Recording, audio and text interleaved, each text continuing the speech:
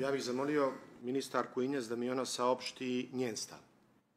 Jer vi niste ovdje u svojstvu građanina, vi ste u svojstvu člana vlade, ministra odbrane, države koja je članica NATO-a i vi ovdje nemojte da nam saopštavate, kad se već otvorila tema, nemojte da nam saopštavate stavove radi javnosti i onda ja ne znam šta je vaš stav.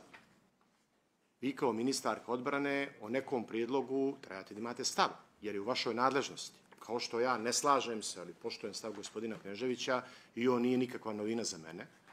Dakle, ne znam je li za vas, ali vas ja molim i sada vas pitam kao poslanik u parlamentu šta je vaš stav. Jer ste vi u obavezi kao predstavnik izvršne vlasti nadležan za tu oblast da saopštite šta je vaš stav. Ili koji ćete vi stav zastupati na Savjetu za odbranu i bezbjednost. A vi, ministarko Injac, ako nije na dnevnom redu, nijeste trebali da se javljate. A ako nemate mišljenje, recite da nemate mišljenje.